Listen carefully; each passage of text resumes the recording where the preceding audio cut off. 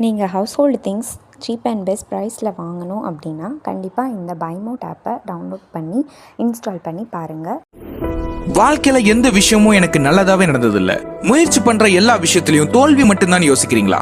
இல்ல தோல்வியையும் அவமானத்தையும் பார்த்து பயந்துகிட்டு களத்துல இறங்காம இருக்குன்னு சொல்ற ஆளா இருந்தா this video is right for you. Hello மக்களே, welcome to the channel epic life Tamil.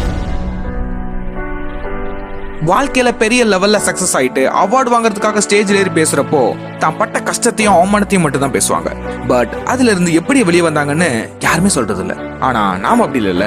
நான் சொல்ல போற இந்த 2 விஷயம் தான் நீங்க தோல்வியை பாக்குற கண்ணோட்டத்தையே மாத்த போகுது. அதுல number 1, believe in your self. வாழ்க்கையில எதுவுமே எனக்கு நடக்காது, நான் பண்றது எல்லாம் தோல்விதான்னு புலம்புறவங்க முதல்ல செய்ய வேண்டிய விஷயம் உங்களை நீங்க நம்புறது. என்னப்பா நம்பினா எல்லாமே நடந்துருமா, இது என்ன மேஜிக்கா அப்படின்னு கேட்டீங்கன்னா மேஜிக் தான். உங்களோட எண்ணத்துல உங்களுக்கு வேண்டியதை குறிச்ச ஒரு தெளிவும் தீவிரமும் இருந்தா கண்டிப்பா இது உங்களை தேடிதான் வரும். அந்த மேஜிக் நடந்தே தீரும். உங்களை நீங்க முழுமையா நம்பாத வரைக்கும் உங்களை சுத்தி உள்ளவங்களும் உங்களை நம்ப வாய்ப்பே இல்ல. ஒரு கழுகு தன்னோட முட்டைய நிறைய காக்கா முட்டை இருக்கிற ஒரு கூட்டுல முட்டையை போட்டு போயிருச்சு. நாட்கள் போகுது, முட்டையில இருந்து அந்த கழுகும் வெளியே வருது. காக்கா கூட்டத்துக்கு நடுவுல அந்த கழுகும் வளருது. ஒரு நாள் காக்கா கூட்டத்தோட பறந்துட்டு இருந்த அந்த கழுகு ஒரு கேள்வி கேட்டுச்சான் பக்கத்துல இருக்கிற காக்கா கிட்ட. அங்க பாரு, தூரத்துல ஒரு பறவை எவ்வளவு உயரத்துல பறக்குது இல்ல, எப்படி அது மட்டும் இவ்வளவு உயரத்துல பறக்குது அப்படின்னு. அதுக்கு காக்கா, அந்த பறவைகள்லாம் கழுகு இனம், அவங்க மட்டும்தான் உயரத்துல பறக்க முடியும், நம்மளால முடியாது, அதை பார்த்து நீ எதுவும் ஆசைப்பட்டுக்காதுன்னு சொல்லிச்சான். இதை கேட்டுட்டு கழுகும் காக்கா கூட்டத்தோட சேர்ந்து அமைதியா பறந்து போச்சான். பாவம், அந்த கழுகுக்கு தெரியாது தான் யாருன்னு. இந்த மாதிரி தான் நம்ம லைஃப்ல நம்ம யாருன்னே தெரியாம நம்மளை பத்தி மத்தவங்க கிட்ட ரிவ்யூ கேட்டுட்டு இருப்போம். கேட்டது மட்டும் இல்லாம அவங்க சொன்னது உண்மைன்னு நம்புவோம். நம்ம ஆள் மனசுக்கு ஒரு பவர் இருக்குது, அது கிட்ட நம்ம என்ன சொல்றோமோ அதுதான் நடக்கும். வாழ்க்கையில எனக்கு எல்லாம் நெகட்டிவா தான் நடக்குது, எனக்கு எல்லாமே தோல்விதான்னு சொல்றீங்கல்ல, நல்லா யோசிச்சு உங்க மனசு கிட்ட கேளுங்க. நீங்க உண்மையிலேயே ஜெயிச்சிரோன்னு சொன்னீங்களா இல்ல தோத்துறோம்னு சொன்னீங்களா? நான் கூட முன்னாடி என் வாழ்க்கையில ஏதாவது நல்லதா நடந்தா நமக்கு எப்படி இப்படிலாம் நடக்கும், நமக்கு இப்படி நடக்க வாய்ப்பே இல்லைன்னு தான் சொல்லுவேன். ஏன்னா நான் தோல்விதான் அடைவேன்னு எனக்கு நம்பிக்கை. நீங்க எடுக்க போற முயற்சிக்கு முன்னாடி உங்களை நீங்க முழுமையா நம்பணும். கண்டிப்பா நீங்க ஜெயிப்பீங்கன்னு உங்க ஆள் மனசு கிட்ட சொல்லுங்க. எல்லா தோல்வியும் வெற்றியா மாறும். தூக்கி எறிஞ்சிட்டு போயிட்டே இருங்க. Number 2, learn from failures. நீங்க என்னதான் உங்க மனசு கிட்ட ஜெயிச்சிரோன்னு சொன்னாலும் தோல்வியை சந்திக்காம வெற்றி அடைய முடியவே முடியாது. அட்லீஸ்ட் ஒரு தடவையாவது தோத்துதான் ஆகணும். என்னப்பா இப்பதான் உங்க ஆள் மனசு ஆளோட மனசுன்னு சொன்னேன், இப்போ ஏன் இப்படி பேசுறேன்னு கேட்டா, உங்க ஆள் மனசுக்கு இந்த தோல்வி நிரந்தரம் இல்ல, வெற்றி தான் நம்ம இலக்குன்னு அதுக்கு நல்லா தெரியும். அதுக்கு ஞாபகப்படுத்த தான் அப்படி சொன்னேன். நம்ம ஒரு மொபைல் கேம் விளையாடுறோம். ஃபர்ஸ்ட் ஸ்டேஜ் எவ்வளவு ஈஸியா இருக்குது, அதே மாதிரி கடைசி வரை போகிறது இல்லையே. சரி, அதையும் ஏதோ செட்டிங்ஸ் மாத்தி ஈஸியா கேம் பிளே பண்ற மாதிரி மாத்தி வச்சா அந்த கேம்ல சுவாரஸ்யமே இருக்காதுல்ல.